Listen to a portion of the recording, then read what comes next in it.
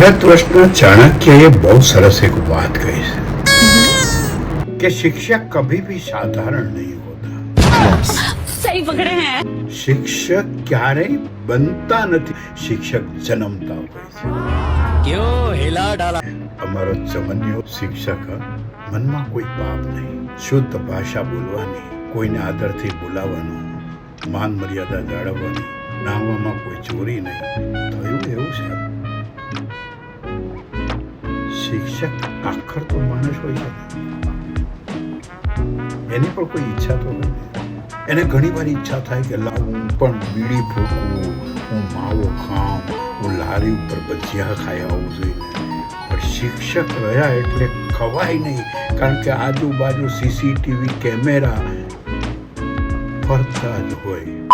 જ્યારે એ રિટાયર થયો એટલે એને પહેલું કામ એની ઈચ્છાઓને પૂરી કરવાનું કર્યું।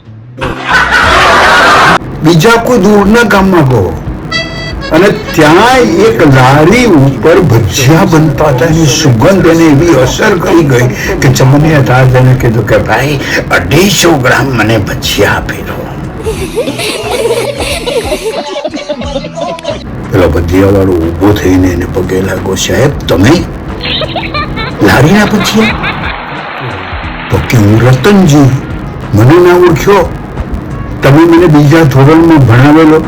ચમન્યો ત્યાંથી ભાગી ગયો, નહીં એનાથી માવો ખવાયો, નહીં એનાથી ભજીયા ખવાયા, નહીં એનાથી પાન ખવાયું, કશું નહીં ખવાનું, અને ખાધા વગર મરી ગયો।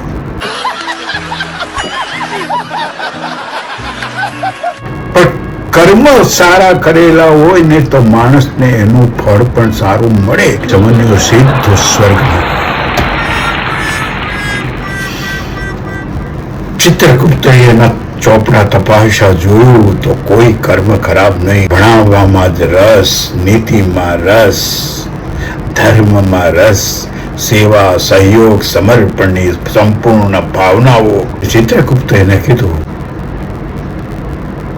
કે આપના કર્મો અને હિસાબ જોતા હું તમારી કોઈ પણ ઈચ્છા અહીંયા પૂરી કરી શકું છું। ચમનિયાએ સ્વર્ગમાં આજુબાજુ જોયું કે કોઈ છે તો નથી।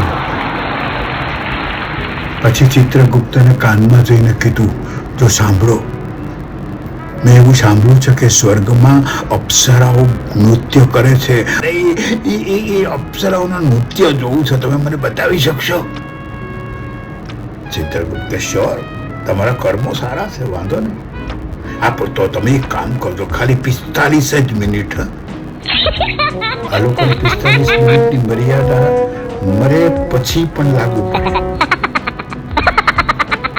અને સાહેબ સરસ મજાનો એક શણગારેલા હોલમાં ચમનિયાને બેસાડો, પડદો આમ બંધ, અને તક દિન દિન દિન તક દિન દિન દિન તક દિન દિન દિન આમ તબલાના નાદ પડવા મળ્યા, અને અંદરથી એક અપ્સરા છમક છમક છમક કરતી આવી અને પડદો ખુલ્યો, અને જેવી પેલી અપ્સરાની નજર ચમનિયા ઉપર પડી એટલે દોડતી આવીને ચમનિયાને પગે લાગી, સાહેબ તમે અહીંયા? ચમન્યો કે તું કોણ? તો કે હું તમારી મંજુ, ત્રીજા ધોરણમાં મને તમે ભણાવેલી, નૃત્ય કરતા તમે મને એવી સરસ તાલીમ આપેલી કે આજે હું અહીંયા સ્વર્ગમાં અપ્સરાના નૃત્ય કરું છું। તારા કપાળમાં કાંદા ફોડ। એક વસ્તુ હંમેશા યાદ રાખવા જેવી છે, આ ભારત વર્ષનું શિક્ષક જીવતા જીવત પણ પોતાના કર્મો સારા રાખે છે અને મૃત્યુ પછી પણ સારા રાખે છે ને, એટલે જ ભારત વર્ષનો શિક્ષક એક મહાન શિક્ષક છે। હસતા રહો, હાસ્ય જીવતરનો ગાઢ ગળે છે। મારી રસમંજન ચેનલ સબસ્ક્રાઇબ કરો। જી હા, ચેનલ સબસ્ક્રાઇબ કરો।